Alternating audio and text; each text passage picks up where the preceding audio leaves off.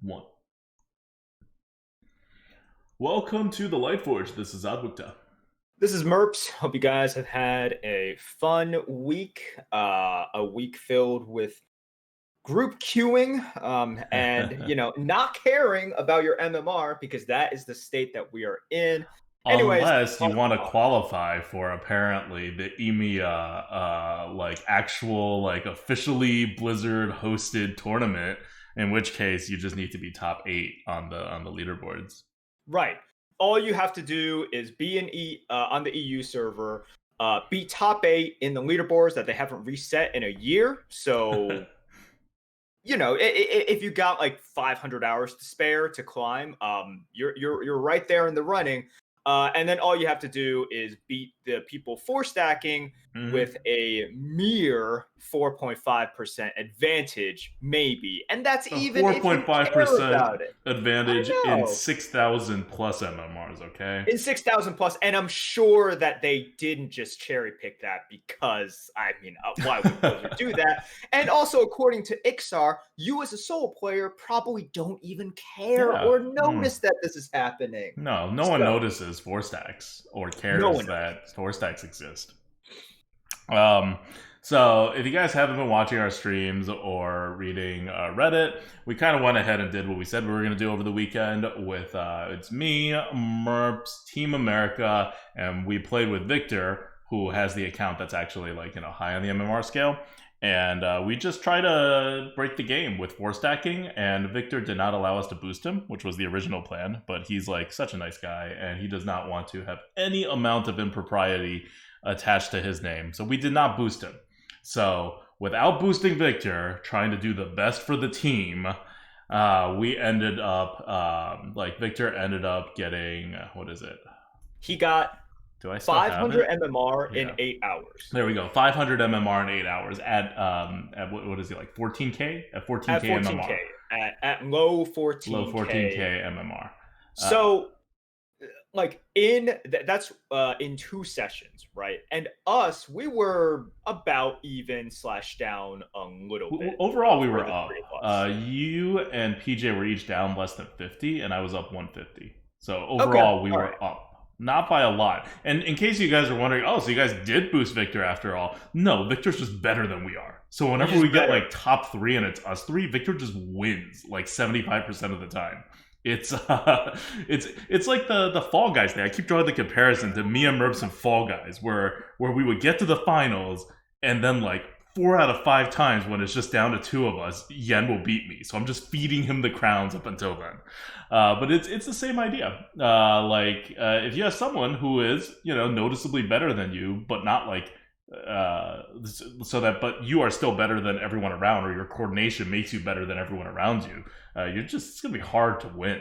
Like, especially in BGs, when you get down to like heads up or top 3 or something, like there's so much skill involved. And there's so much clicking, and there's like you have 10 mana, you have like stuff to do, you have to know like how to like switch comps, you have to know what parts to prioritize, and we just don't beat Victor that often. But anyway, it makes sense. We're not 14K players, but yeah. So just grabbing a couple of friends who are of somewhat lower MMR than you, but not too much lower, so that you still get good lobbies. And then just playing and coordinating, that's a rate of like more than plus 50 MMR per hour, which for Victor is an insane rate.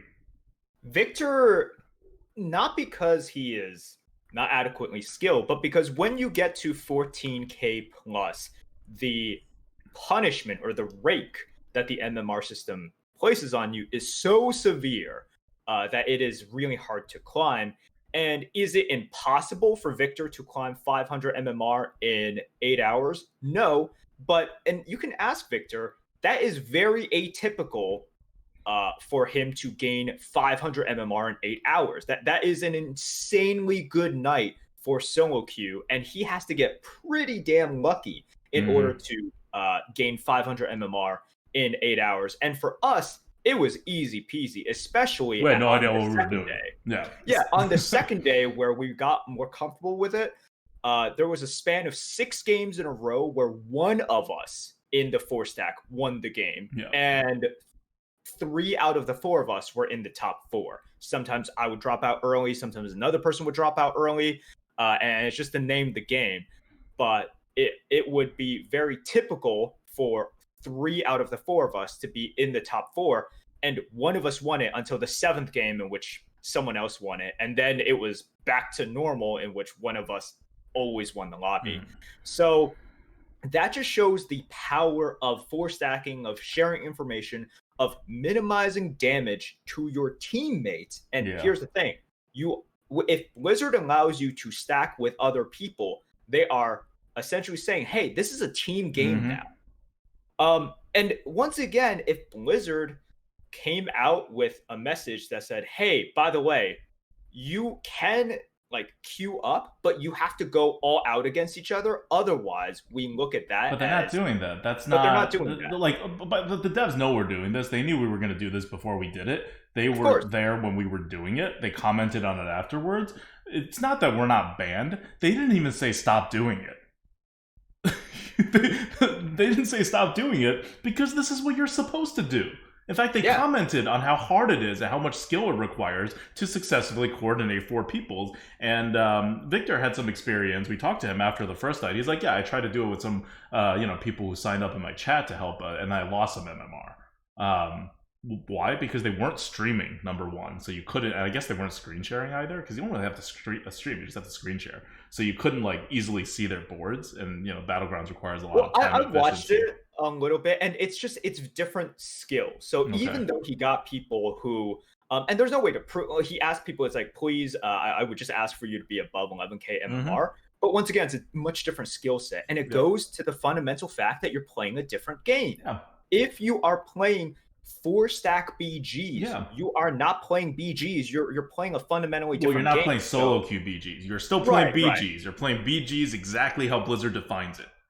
Yeah, you're playing a warped version of it. So the fact that he was playing with people who weren't really used to it, and also the communication was not optimal, right? Like, especially if you are playing with other streamers, like you are, you're used to communication, right? You're used to communicating your thoughts, knowing what is important, and also we're not afraid like to knowing when to talk, knowing when not to talk, knowing when to just like be blunt about things rather than like doing something that may be like nicer or take more time or whatever. And it's all like in a 4-way communication, especially like oftentimes I'm like, I want to know some information, but I know this conversation going on between Merps and Victor is more important, so I'm just waiting. And then they also know that they need to communicate really fast because me and Team America may have something to say afterwards that may be less important, but we still want to communicate, and we can't when they're communicating. And again, of course, you're also dealing with like me and Merps especially, right? We've been co-oping since the beginning of this game in Arena. We're like very used to doing co-ops and to communicating, very kind of like deep, spirally kinds of like analyses, and we can get like you watch the Arena Coop. If you watch the Arena Coop, sometimes I'm just like, so I make the play, right? And Merps is like, yeah, and then we make the play. And there were like 4 possible plays, of which I don't know. To some people, they might all look at least sort of possibly viable, but we knew what we were talking about. So like all that kind of stuff, it kind of adds. And I get what Blizzard's saying, which is it's not gonna be that frequently or that easy for everybody who's trying to be a top player to find 3 other people willing to play with that player at all times who are above even like 10k MMR, and who have good communication skills and who can be streaming or screen sharing and who, right? Like all this stuff. It's a lot of factors. And Blizzard, before releasing this out, basically flat out said, we don't think a lot of people are going to do it, and we don't think it's going to be a problem, not even at the very top. And we were just like, no, I mean, it's going to be a problem, especially when you put incentives onto it. So I felt like we did what we set out to do, which is to prove that with the proper communications and the proper strategies, and we do not have the best strategies. We were just like fuddling around trying to figure something out. But you can get a much, much better result than solo queue. Like, I'm pretty sure Victor climbed at a rate that was more than 4 times his average climb rate.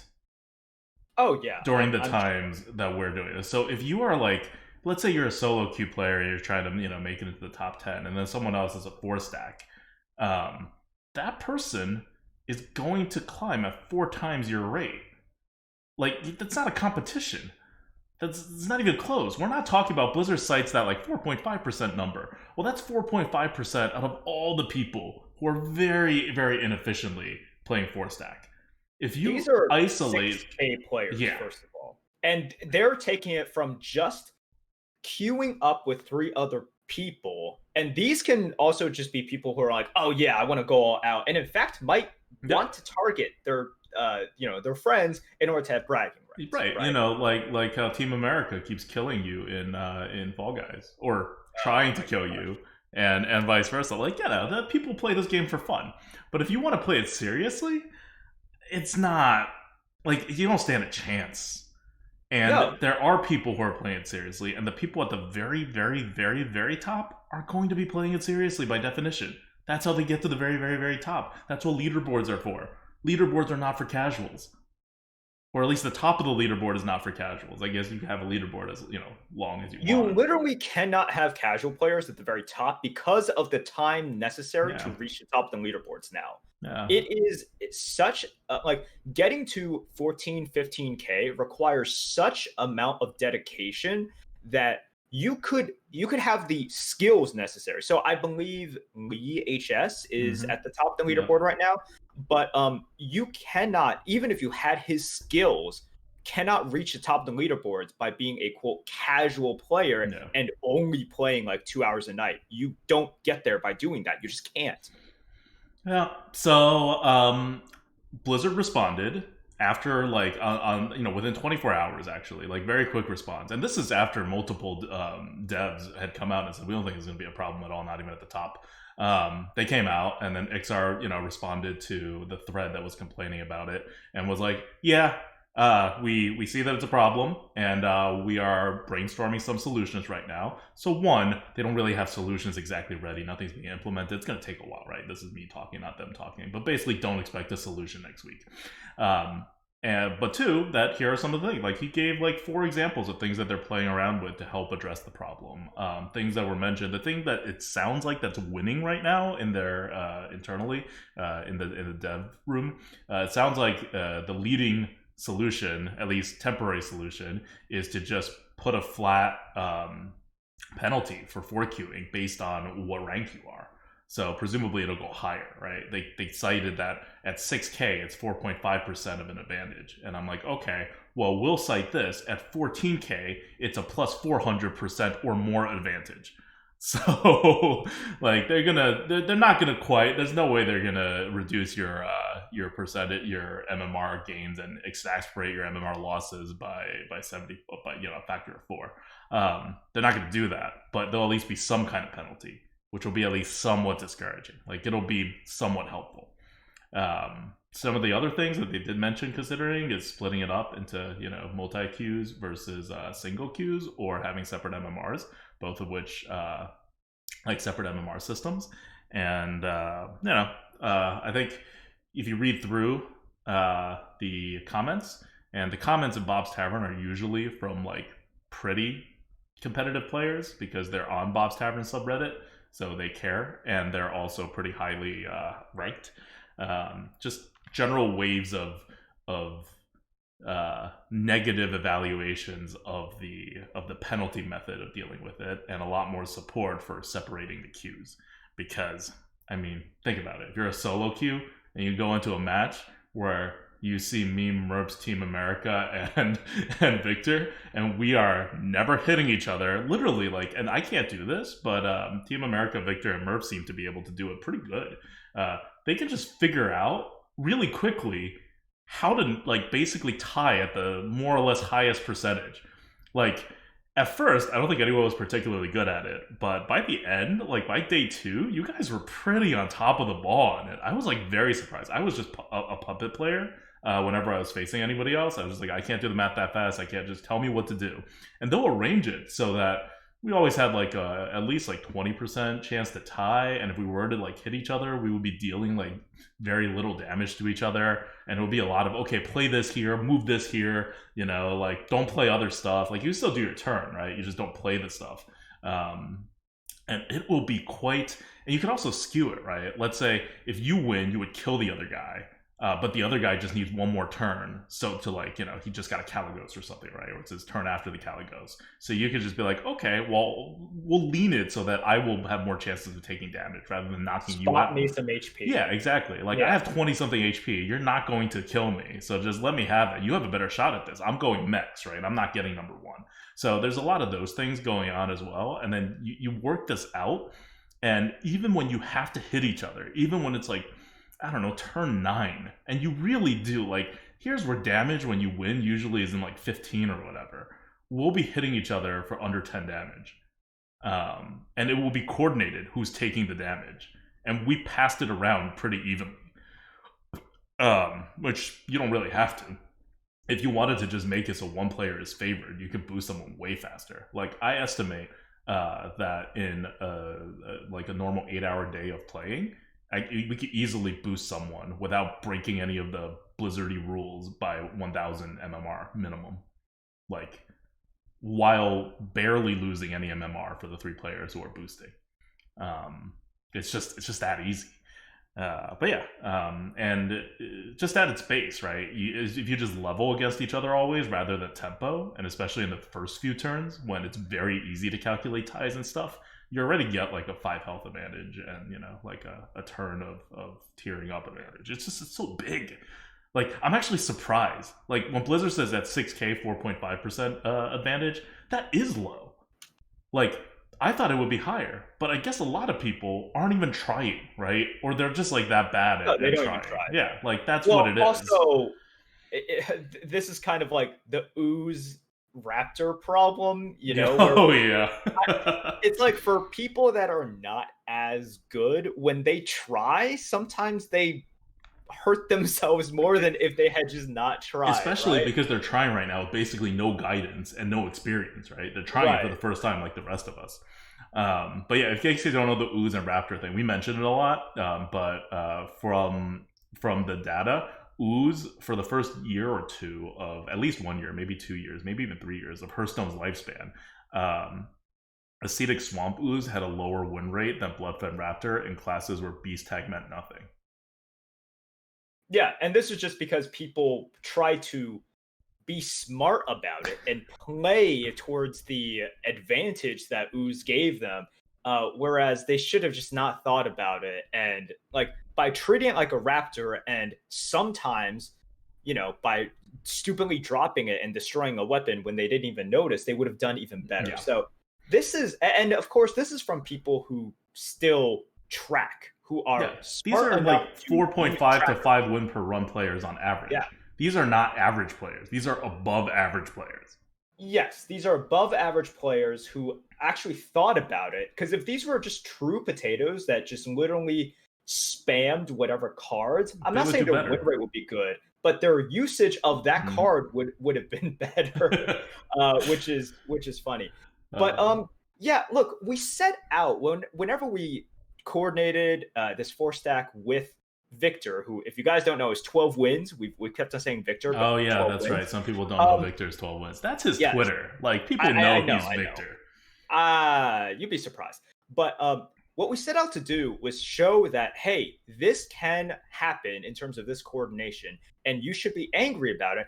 And at least for the second part, everyone is angry about it. I have rarely seen an entire the entire Reddit segment of Hearthstone, because once again, you would think that like the entire Hearthstone population is also on Reddit, which obviously it's not, right?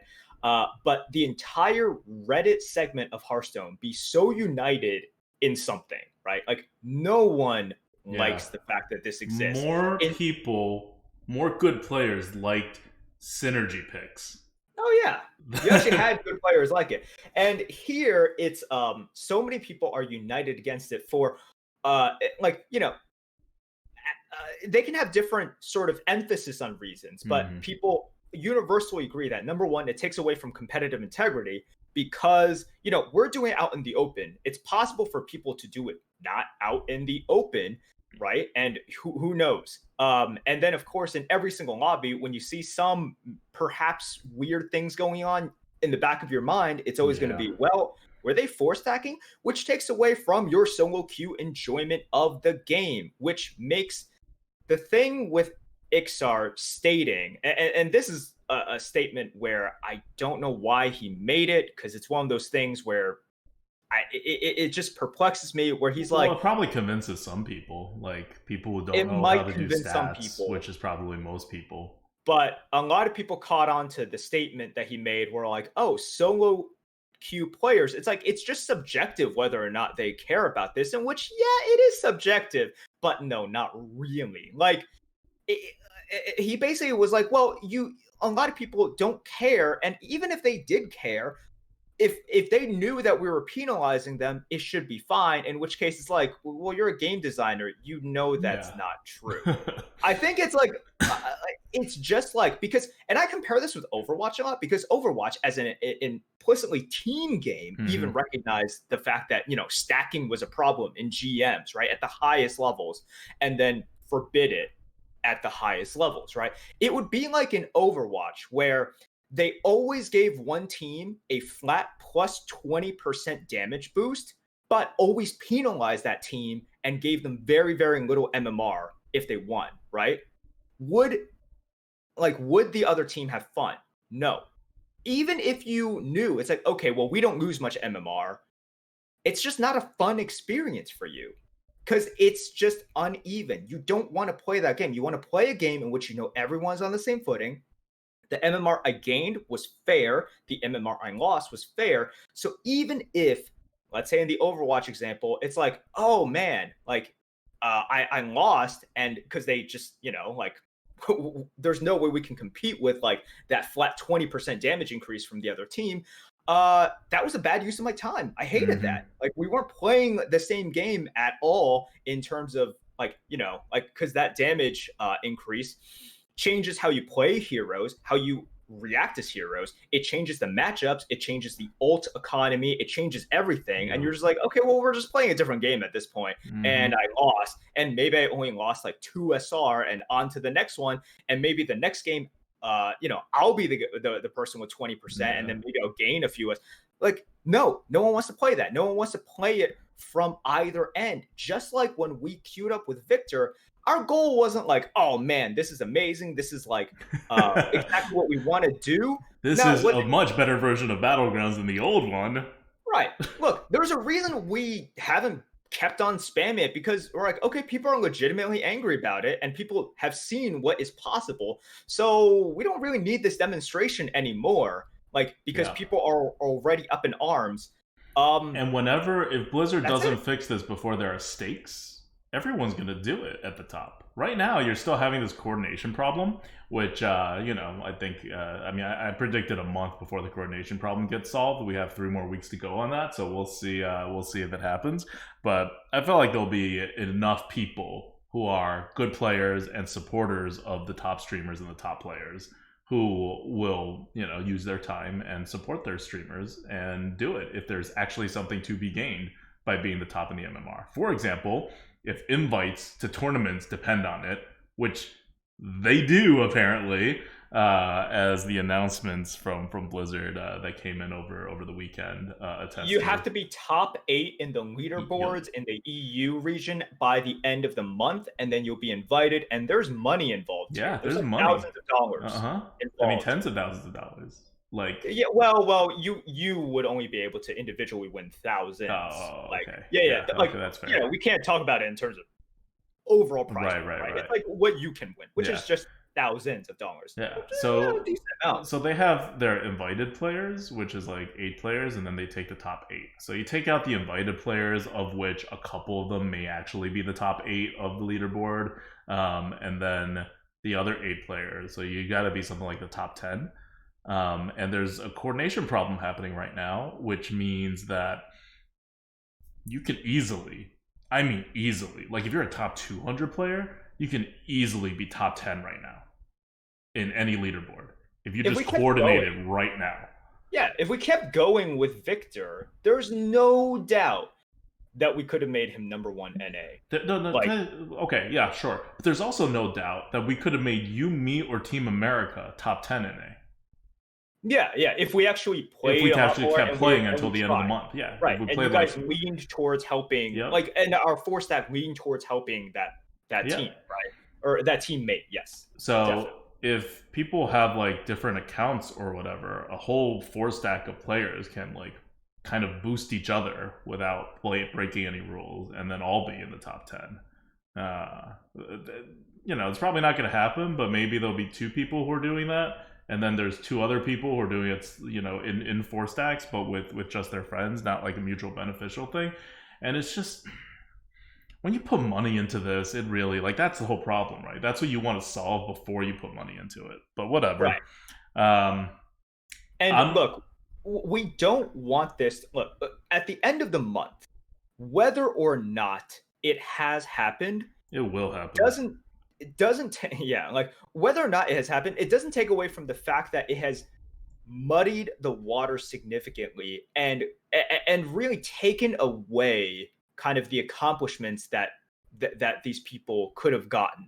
Because at the back of everyone's mind, it's like, I don't know. Did this person get it? Did this person not get it? Unless they streamed it full time and only solo queued, especially because a lot of these top leaderboard players are people that don't stream, right? Like, there's more people at the top of the leaderboard that don't stream than there are that do stream. So these people that don't stream, you don't know. And, it's going to be really unfortunate because I'm sure some of these people are going to do it legit. And, and keep in mind, some of these people are going to do it legit will stop being a factual statement in a couple months.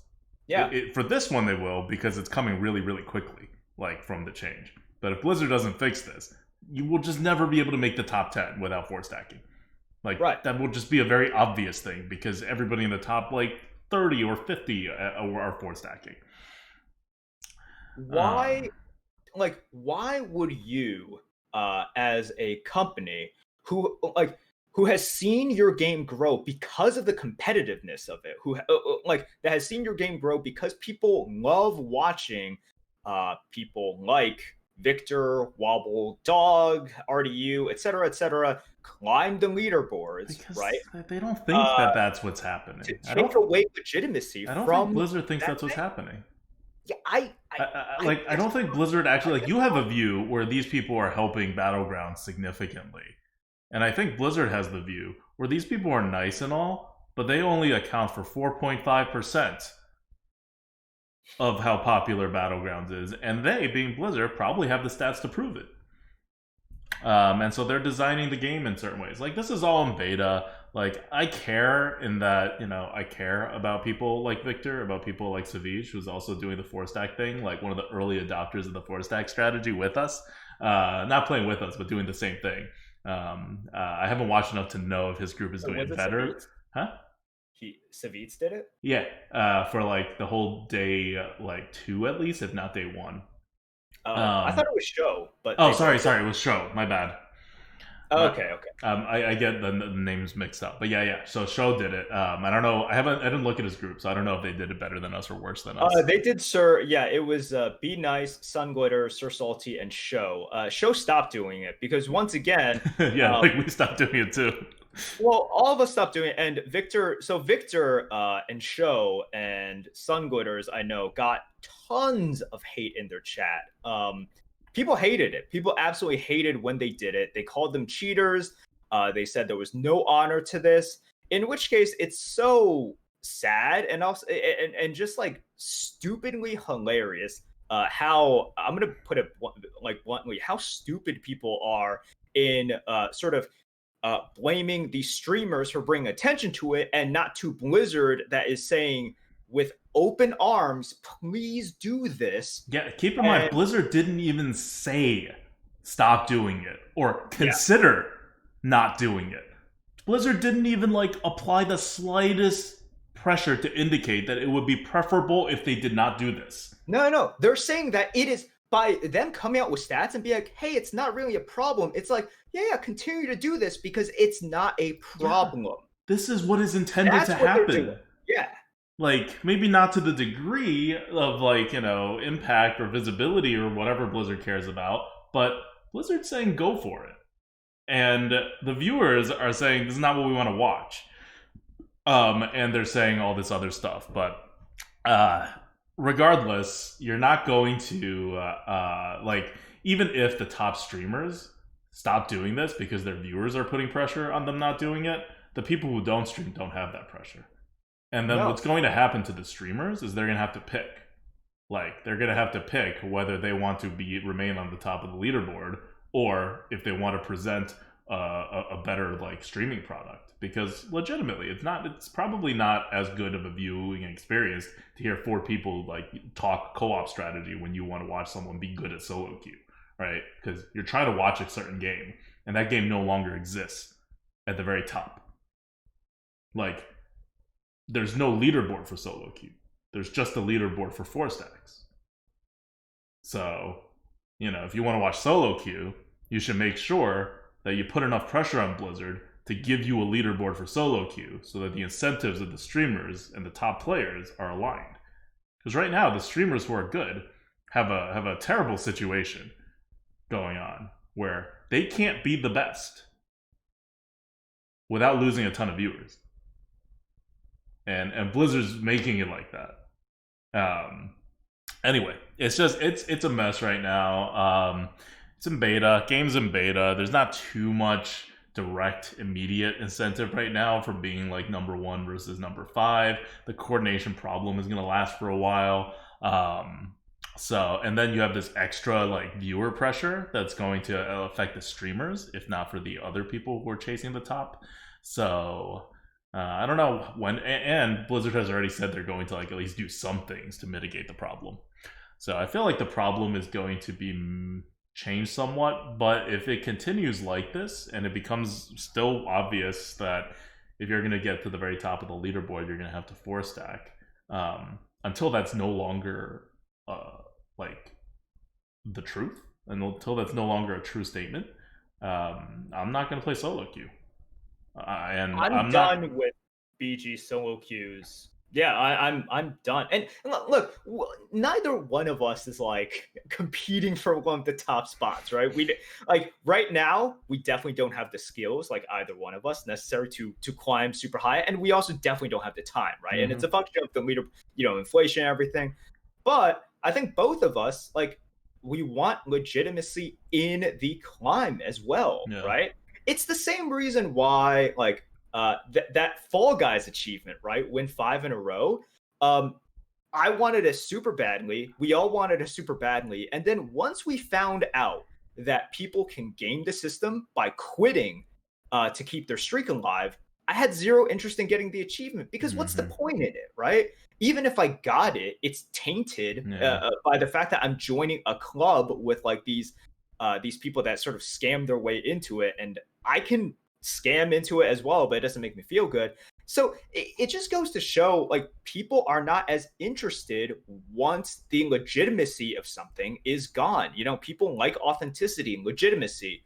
And this is why sports leagues try to make sure that their rules are as fair as possible, right? It's like, if there is some controversy in terms of rules, in terms of missed calls or something, they try to make sure, and I know there's tons of memes and tons of missed calls in all leagues, NBA, NFL, whatever, you can name a lot of it. But these leagues take them seriously because they're like, we want people to think that the champion of our league is legitimate, that these players, through their hard work and sweat and tears, are the deserved champions.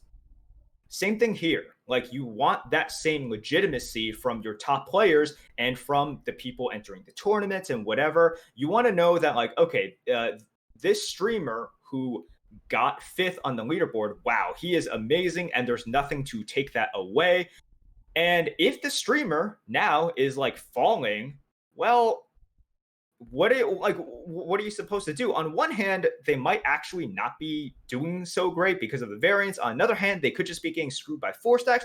And there's just all these variables. We won't know, and that's the crappy thing. You want to know. You want to have that that comfort at the end of the day that like where they are is where they belong, and you will never have that anymore. If people Mm-hmm. are climbing and you don't see exactly what they're doing, if people are falling and you don't see exactly what they're doing, you can't be certain, and that's what Blizzard has done. All right. So that's it for BGs. And I mean that as in that's it for BGs because we're not playing BGs anymore for the time being. But we'll talk more about the meta. We're gonna move into BG meta now, and then we're gonna talk about the arena meta change, which has actually been a huge change in the arena meta as well. But let's take the opposite perspective on this. Let's say you're just a player. You don't care about the leaderboard in particular. You're just a player and you play BGs and you want to improve on your game. Blizzard's going to probably fix this at some point, especially given that the entire top of the player base is all aligned against this. What do you think about this meta right now? Right, like we're now in a very different meta than we were before last week because of the introduction of the new heroes, and specifically, there's one hero that's like just kind of silly. Oh yeah. We're obviously talking about Lord Barov with his gambling issues. All right. But no, look, if you've been playing BGs, you know of the blight that Janus Barov has brought in the Mm-hmm. form of pogos. You never thought you'd see the day where Pogo Hopper was S tier and just taking over lobbies. Because with the Janus Barov, once again, her hero power, cost 0, is you're able to swap a friendly non-golden minion with a random one in Bob's Tavern. You can do it once per turn, so you can swap. And of course, if you have Pogo Hopper, or sometimes you can do it with Mug, you can do it with Beast when you have a Mama Bear, you can do it with a Malgadon to keep on getting the buffs over and over again, or the adapts over and over again. Very powerful, very flexible hero power. But Pogos is really where it's at, and it is just a little bit too powerful right now to find like two pogos and you just keep on swapping back and forth, back and forth. You don't want to golden it right away because you can't swap goldens into the shop. Uh, but with Janus Barov, it's a hero that has scaling that is way too easy and way too big. So in the early turns, it takes a few turns to ramp up, but as you go on, you have this exponential stat growth, and it's like, okay, on a later turn, I'll get plus 60, right? And then you wait a couple more turns, and depending on like, oh, did I find a brand, or how many other pogos did I find? Did I triple that pogo? Suddenly, you're getting like plus 200 on one turn just from swapping a minion into the shop and buying it back. That's a little too much. That's like Mm-hmm. a little bit too oppressive. And it's worked the meta. Because of Janus Pogo Hopper strats, I have seen top streamers lean a lot towards having at least a couple of poisonous Murlocs in their builds. Sometimes just go full Murlocs with poison and high stats because you want to go mechs. It doesn't matter how many refreshes you get. You're not fighting past that 300 pogo with just refreshes on your 20 attack deflectos. You want to go beasts, great, but you're still not like getting past that without my Exna. It has warped the meta in such a way that poisonous minions are really, really important. And I've seen a lot of people, high MMR streamers, splash in at least a few, if more than a few, poisonous minions in their comps just to be ready for the Janus that's gonna make its way into the top 3 or top 2 in the lobby. Yep. It needs to be nerfed, very obviously. And if you listen to our preview of it last week, I think Merps thought it was going to be very good. I thought it was going to be average. And this entire time, nobody talked about pogos because we didn't think about pogos.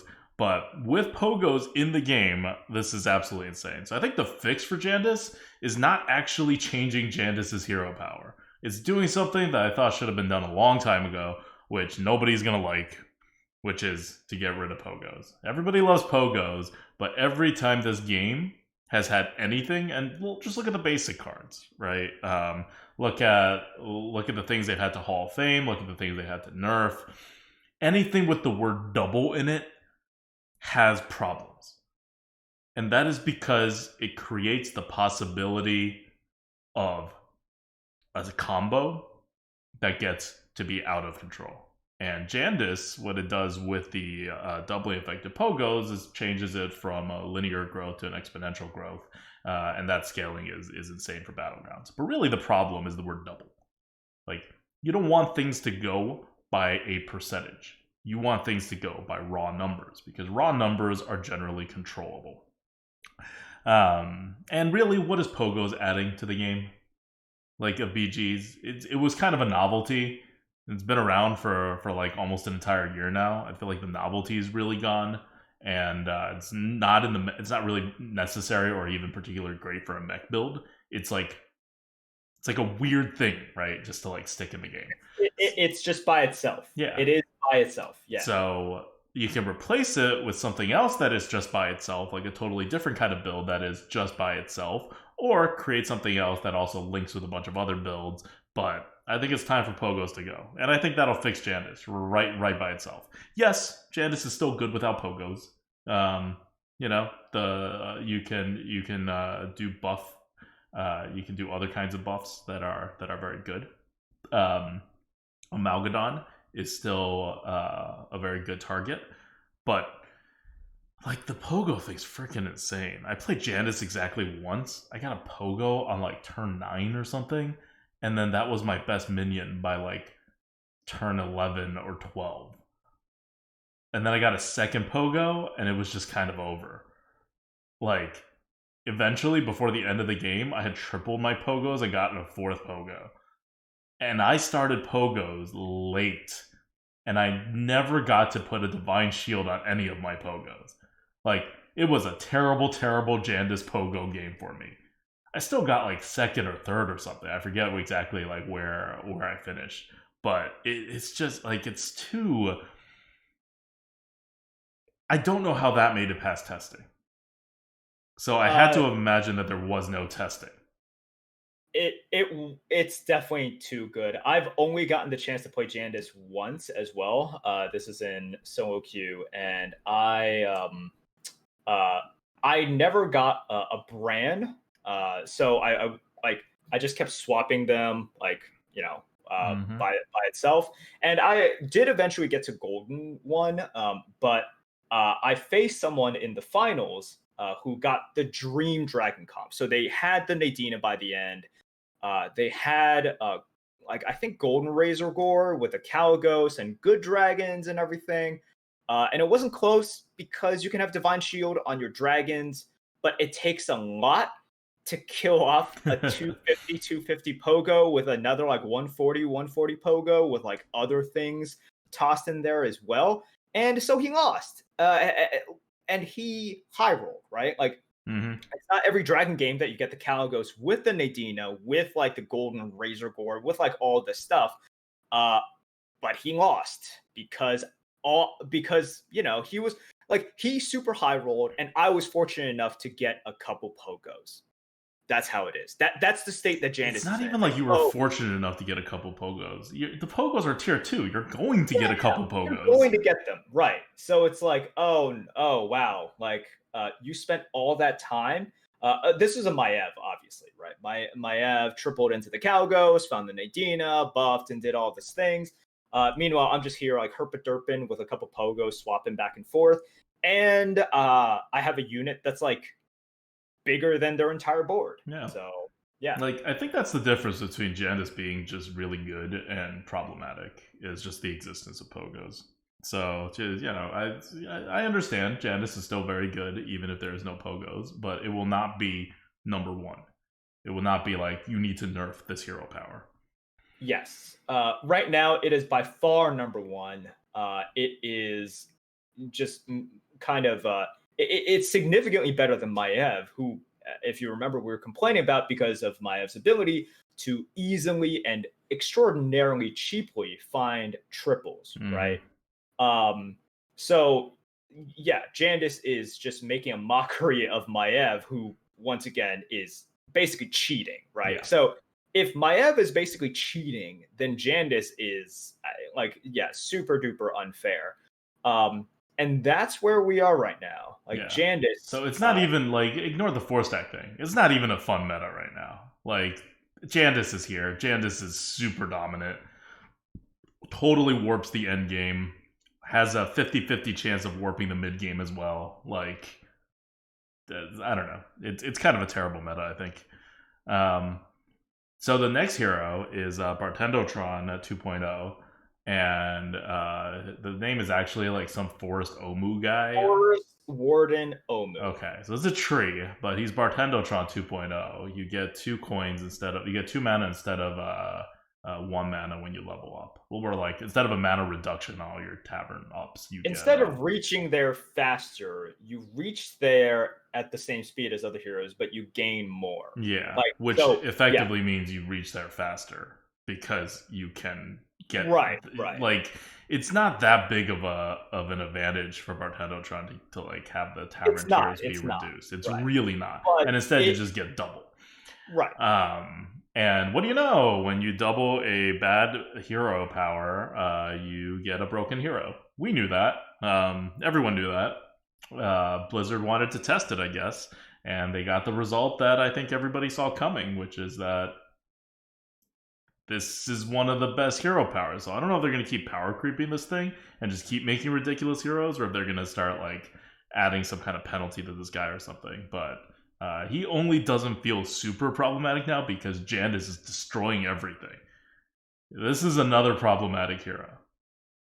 Like, and this is a raw, like, resources hero. So it should be really easy to observe how problematic this hero is. And there's not a particularly easy way to fix it. He has a very elegant hero power, right? Like, I don't know. With Bartendotron, you could just be like, also give Bartendotron 2 coins to start. Solve the problem, right?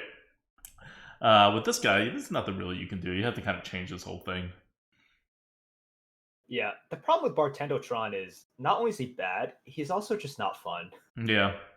He's not even fun, man. That's really the problem. But I don't know why you keep thinking it's a problem. When heroes aren't fun, that's a bonus to me.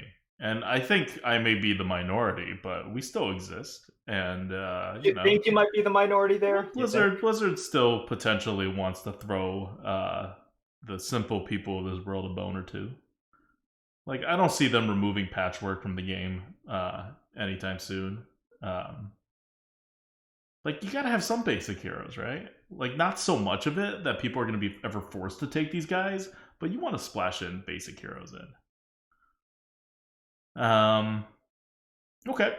So that's that. The last one, the other Barov guy, Lord Barov, who, like, you have to bet 1 coin and then you may get 3, and is terrible for solo queue. He's not bad in 4-stack.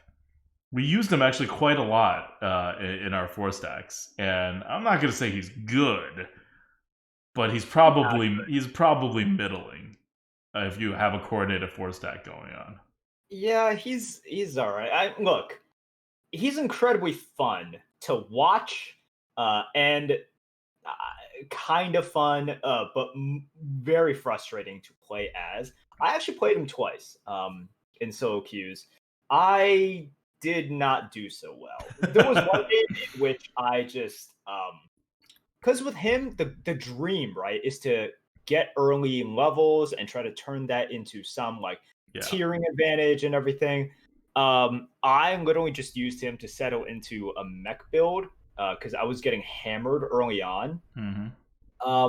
And look, it's fine because more often than not, like you can lose a lot of your guesses, but depending on the lobby, right, there are some pretty easy guesses a decent amount of time. So the problem is, even if you are gaining a good amount of gold, his hero power still doesn't do as much as other hero powers a lot of times. So that's really the problem.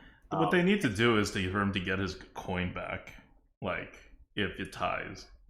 Like, at the very basic, if it ties, instead of getting 3 coins or 0 coins, just give him 1 coin back. Like, I think that'll go a long way. Oh, okay. Like, let them bank that coin if it ties, right? Like, why are you so penalizing of a tie in this game?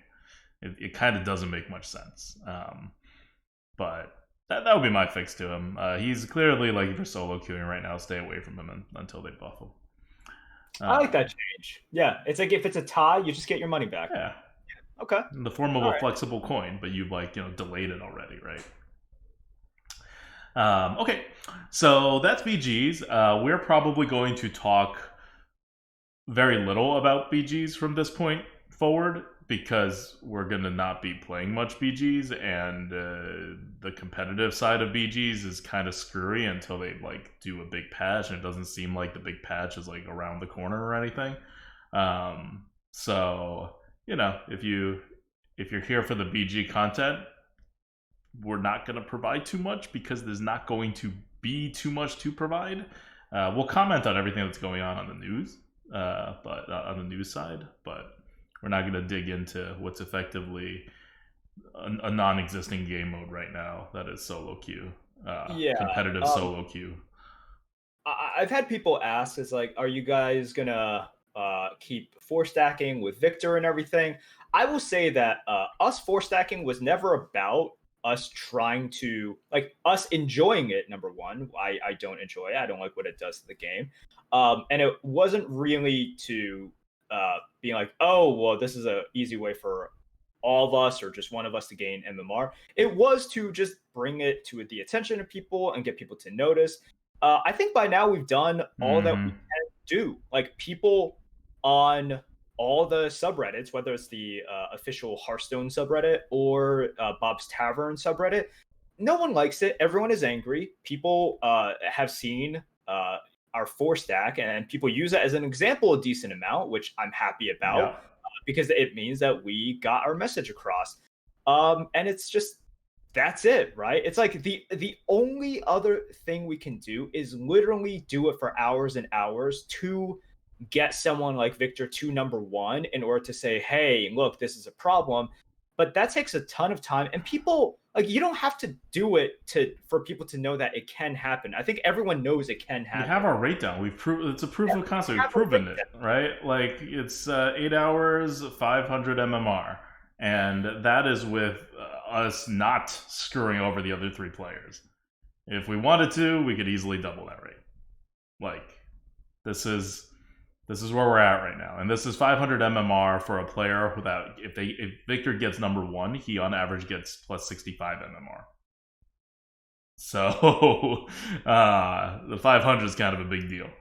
Yeah, so that's where it is. I don't know. I'm sad that Blizzard's left BGs in this state, but I'm sure Blizzard's going to lift BGs out of this state at some point. And until then, there's just not much to be said about BGs.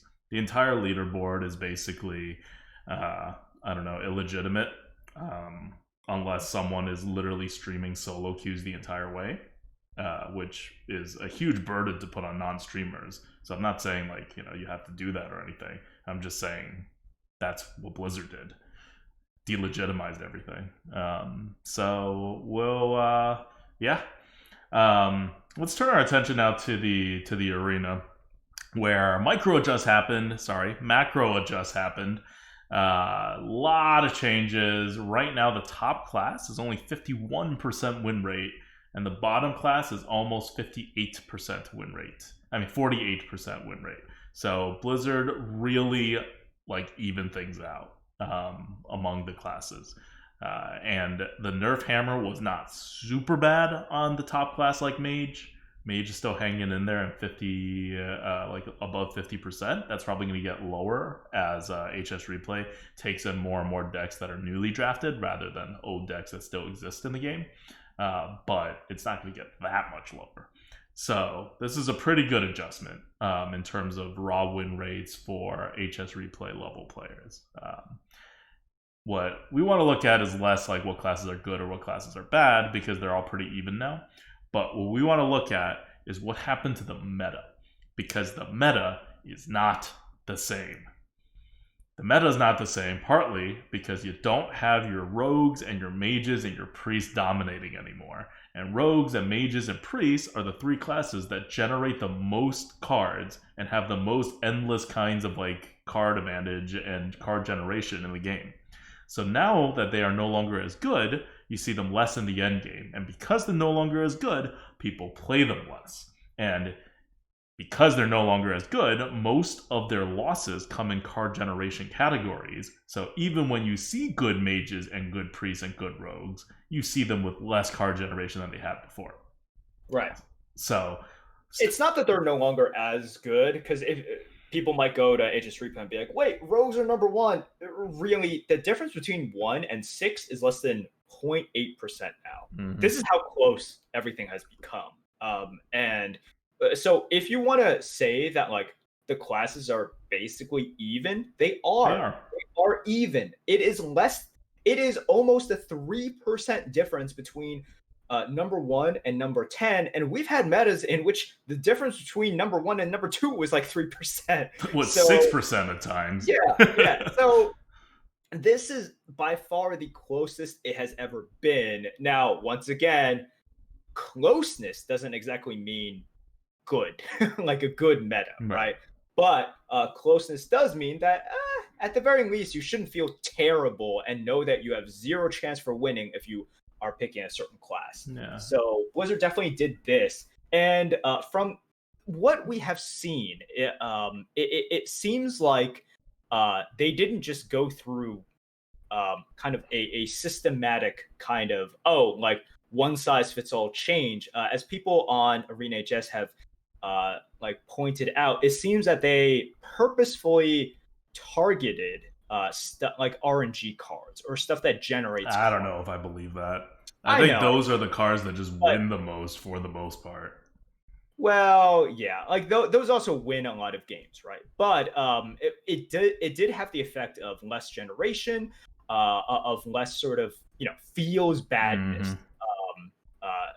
as well. So this is just one of those patches that, now you can literally go in, pick whatever class you like, and you don't have to feel as bad. And in the games, you should, on average, feel less bad than you did before, because now you don't have those oppressive mages and priests like squeezing the life out of you. So without oppressive mages and priests, card advantage becomes more of a thing now. I feel like our card advantage being a thing is much closer to where it was before this latest expansion launched than it is to what's been going on over the course of the last month or so. So it's not quite back to where it was, but now we're in more normal spacing. Your curve is going to matter a little bit more. Your just general ability to play the game is going to matter a little bit more. Your reads are going to matter a little bit more. Like everything like feels better in the game. And without the three classes dominating the end game, you have other kind of paths that can break through. Like aggro works now. Like, it actually works again. It's not great. You still have your giant taunts and stuff that you need to get through, but it was nearly completely shut off outside of Paladins for, well, I don't know if you would call the priest on the board thing aggro, but it was pretty much completely shut off in the prior meta. And now you're in a, I think, significantly more aggressive meta. Like, you feel it when you're playing the game on the ground. People are doing stuff, and if you don't do stuff, you're going to be left behind. So the good part about that is that you now have more diversity in the game and more diversity of strategy options. The bad part about it is the easiest thing to swing is tempo. So the more tempo matters, as it's mattering more now, the easier it is to get swung. So although the feel badness is not coming from card generations as much anymore, the feel badness is still there in pre-existing things that just kind of matter more now. Like your board clears are going to affect you more than they did in the previous meta, just as an example. But on the other hand, mind control is potentially less big of a deal. So it's a give and take on the feel badness. But if you're in this kind of meta right now, and you were playing it in a way that you're like, oh, I don't care about 2 drops, like screw my curve, You can still do it to some extent, but you're going to feel it more now as the game normalizes more. 3s and 4s are still as important as ever. Your big bombs are still as important as ever. If anything, your big bombs are more important because you can't endlessly generate stuff anymore. And your big bombs are going to probably have more impact because other people have less big bombs. So you're getting more back. Like, it all goes back to, this is going to feel more like Ashes of Outlands than it feels like what you have thought of as a Scholomance. Yep. All right. So that's kind of it. Have you played in the arena? Yeah, I put one run in to test out the meta and see how things are going. There's still plenty of old decks, or what I suspect to be old decks, that are in the meta, and there's going to be because no one retired any. The decks weren't retired, so you don't know what decks you're facing against. But the meta feels significantly different now. I don't know if it's less swingy, but it's definitely easier to get a read than it was before, which I always really like.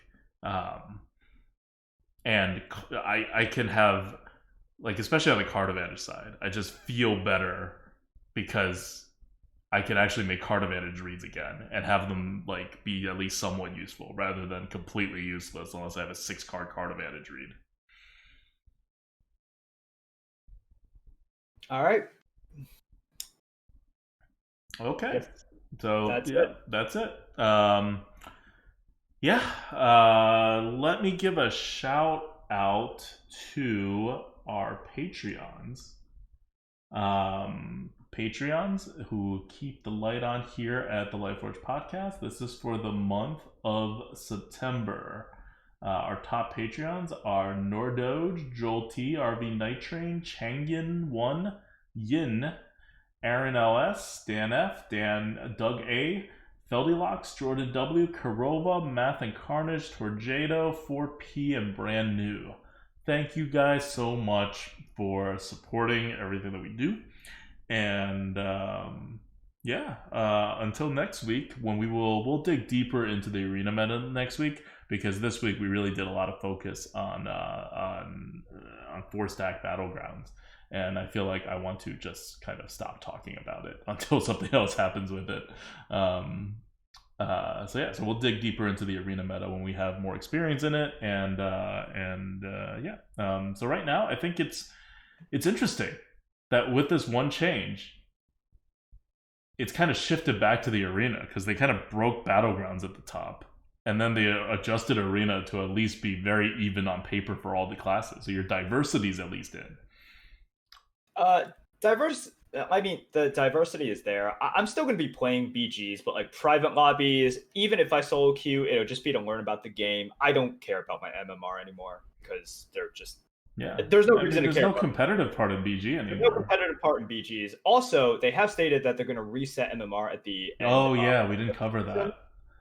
End of the month, essentially, which I'm happy about. You know that I've been clamoring for it for a long time.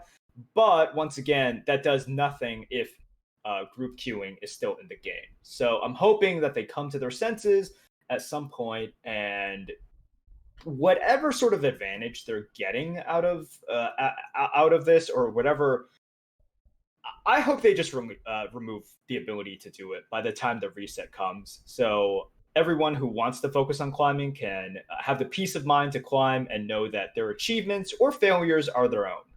Here's my advice to anybody listening who's good at Battlegrounds and wants to make a name for yourself.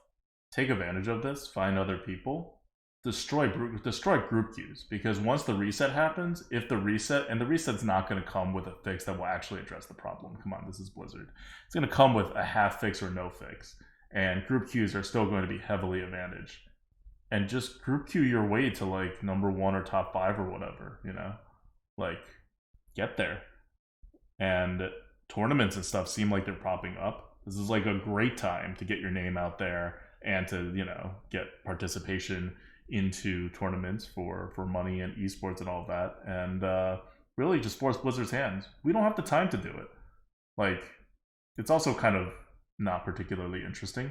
But if you want to do the grind, and they're doing a reset as well, this is the time. Like, this is the time. You have to take these opportunities as they come. And this is the opportunity here. And we're kind of showing you exactly how to do it. You can watch through the our 8 hours of group queue, or just, I'm sure you can find even better strategies and apply them. But the basics is get 2 people to tempo, get 2 people to like kind of hold off, and do like strategies that revolve more around late game. Those second 2 people are the ones that are going to go for number 1 and number 2. The first 2 people are trying to get like top 5 and are trying to push the rest of the lobby, to make sure that they can't get as far ahead as your own teammates who are going for the late game strats. Because if all 4 of you go for late game strats, well, the rest of the lobby is going to go for late game strats too and be in almost as good of a position as you. So what you need to do is to have people who are pushing the other people when they face them. Like, otherwise you're just going to be 4 people running late game strats with 4 other people that run late game strats, and you lose your advantage queuing as a 4 stack. You lose a lot of your advantage once it gets into the late game instead of the early game. So you really want to make sure that you cripple your opponents in the early game, in the early and mid game, while you preserve your teammates. So yeah, if you run that, it's gonna be super easy, super easy to get into the top whatever Blizzard wants. And I hope people with the time and the skills do that. Because I'll tell you right now, I have high doubts that Blizzard's going to do anything more than slap a -5%, -10%, -20% at most penalty on 4 stacking for the top. And we've told you that, at least the one we did it with Victor, you would need at least a -75% penalty in order to adjust for how much value we're getting out of it. So there's no way they're going to do a -75% penalty. That's ridiculous. And when they don't do that, you're still going to get an extra 50% boost. That's quite significant in MMR terms. All right, that's it for from us. Until next week, this is ADWCTA. Some Merps. See you guys.